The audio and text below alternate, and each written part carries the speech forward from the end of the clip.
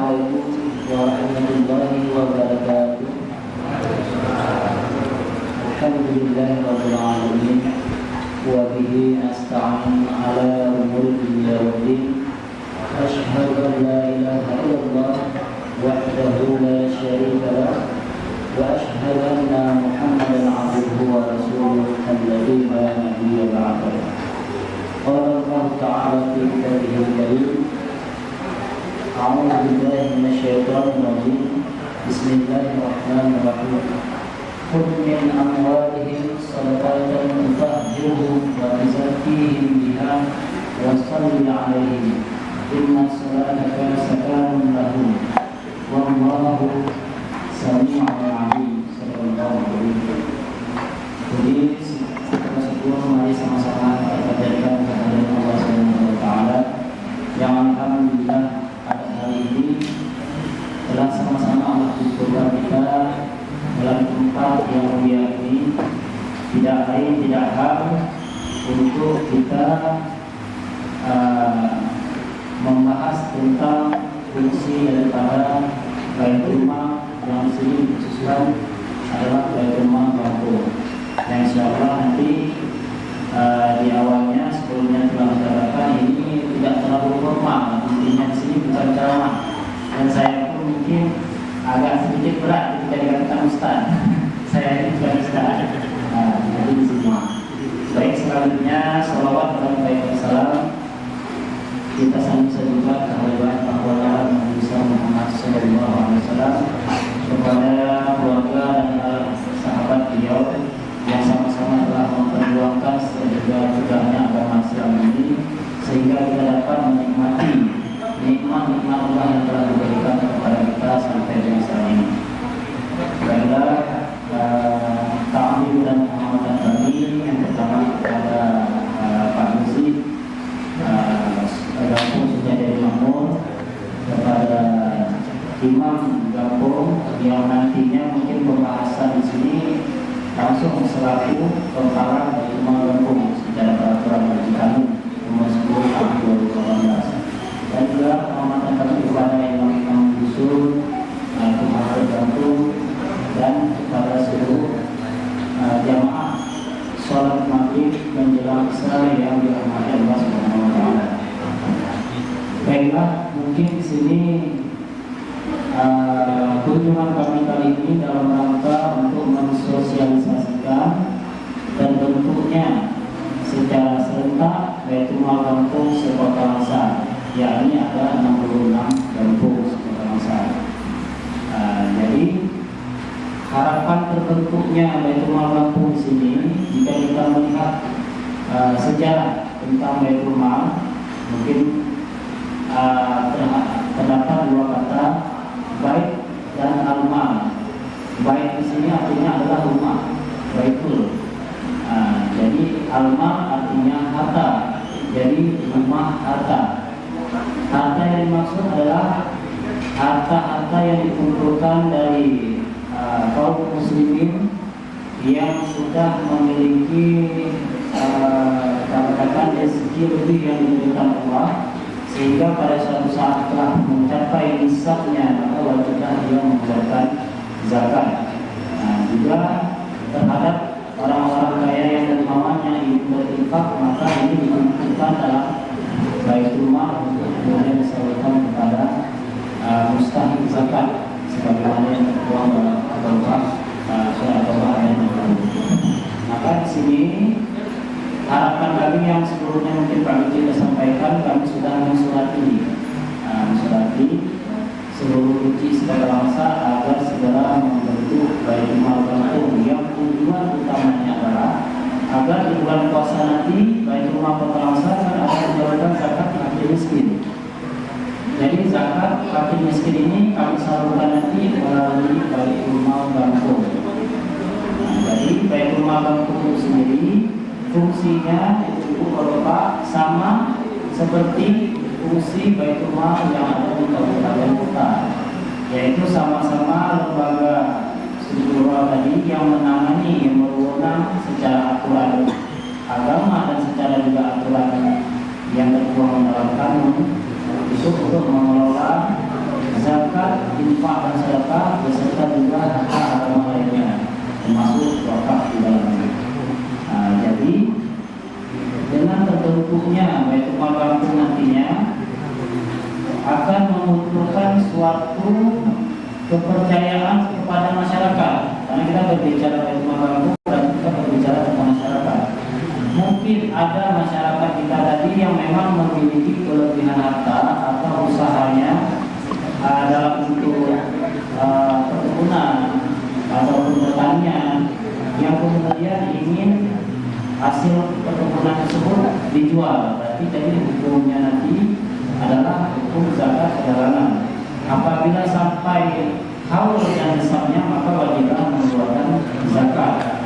Nah, ada kejadian di daerah-daerah lain sebelumnya mungkin belum terbentuk Baitul Mal Kampung, mereka ini, masyarakat ini ingin mengeluarkan zakat atau ingin berinfak, tapi mereka ragu.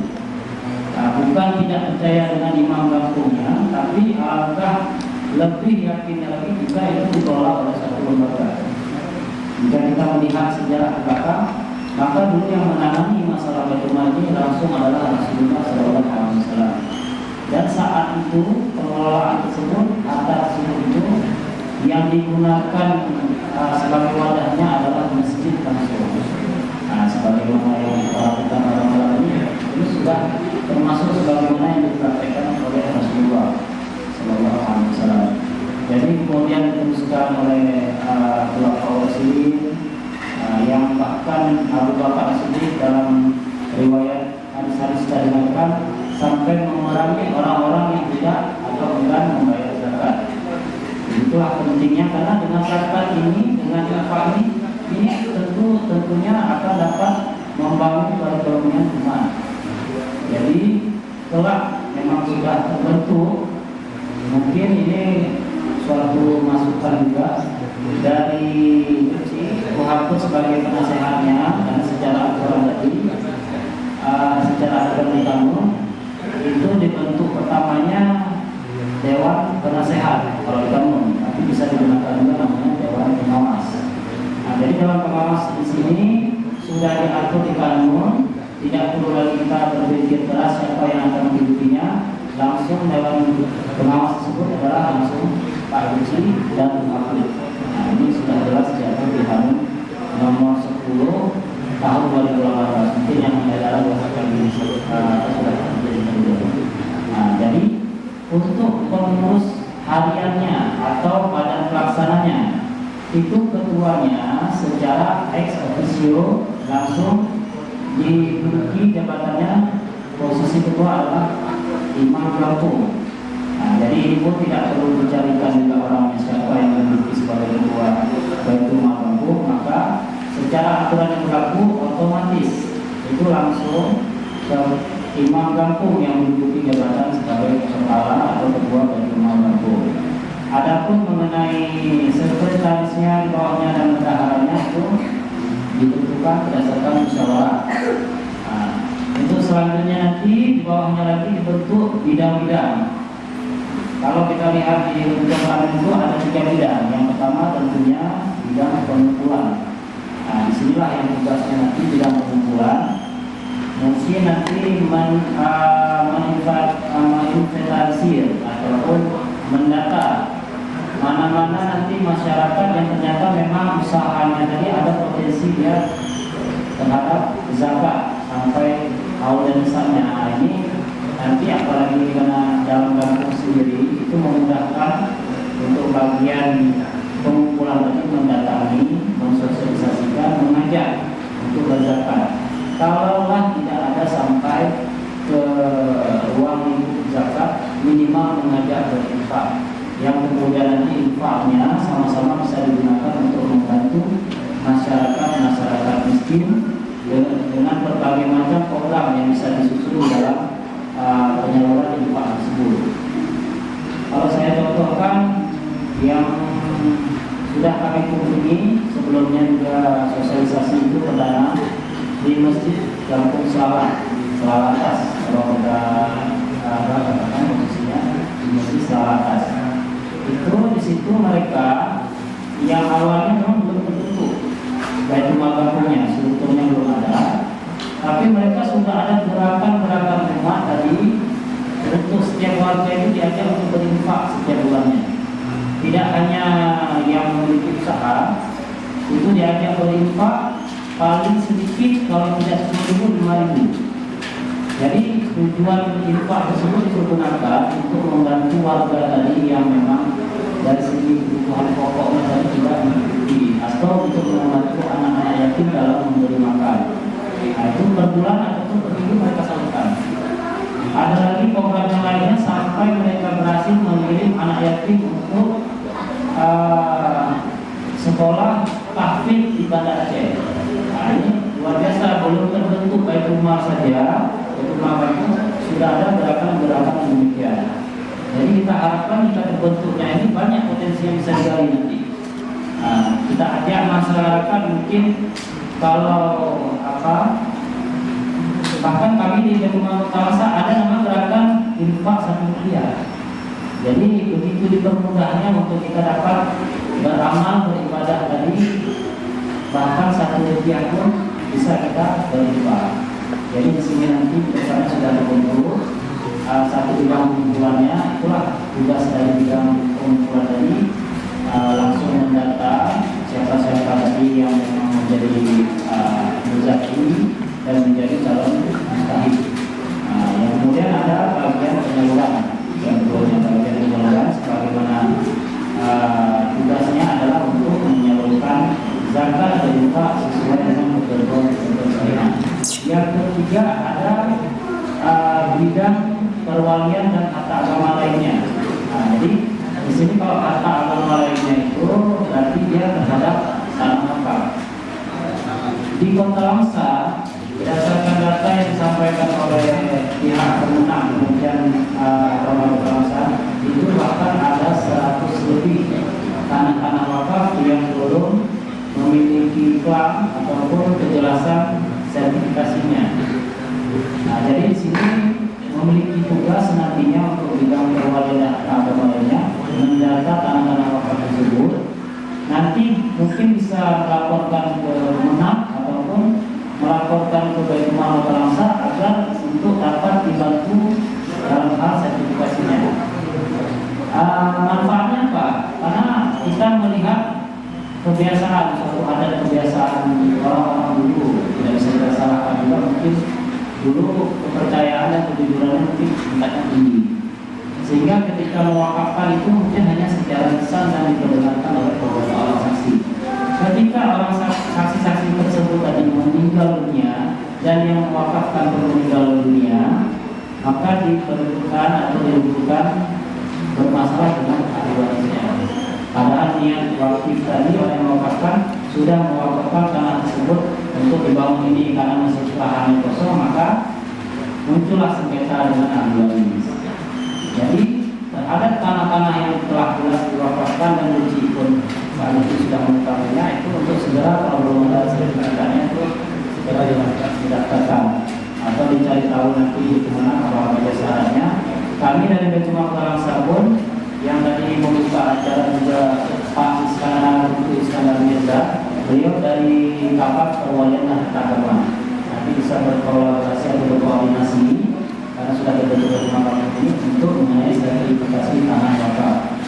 Nah, jadi status tanah wakaf jika sudah tercatat dia oleh negara, maka tidak bisa digabungkan dan memiliki kekuatan itu. Nah, inilah nanti bidang harta agama.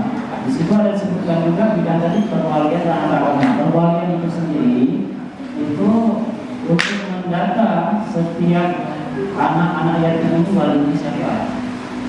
Bahkan mungkin ada anak yatim tersebut tadi, jika ada seorang ayah tadi meninggal atau bapak meninggal, maka ada anak yatim. Tujuan ada Baitul Maqdis bidang perwalian dan agama ini ada harta anak yatim ini yang mungkin masih kecil-kecil, tidak agak berkurang oleh mungkin saudara-saudaranya. Ini mungkin banyak kita dengar ketika anak yatim tersebut baru saja ditinggal nanti oleh ayahnya, sehingga datang pihak keluarga untuk memperebutkan hartanya yang sebenarnya harta tersebut ditinggalkan oleh ayahnya untuk ahli warisnya untuk kebutuhan pokok sehari-hari dan untuk biaya pendidikan anak yatim tersebut. Inilah peran Baitul Mal Lampung ini sangat diharapkan untuk menangani hal-hal yang demikian. Terus nanti untuk kedepannya juga mungkin setelah saat ini nanti perdana penyalurannya fakir miskin melalui Baitul Mal Kota Asal menyalurkan kepada Baitul Mal Lampung. Nah ini mungkin untuk selanjutnya nanti kita akan terus ada koordinasi lanjutan terkait masalah program, terus mekanisme. Contoh saya katakan yang sudah terbentuk itu ada sudah jadi boiler. Nah ini agak sama nama sudah jadi mau di sana di boiler. Mereka sudah awal terbentuk. Nah jadi karena tadi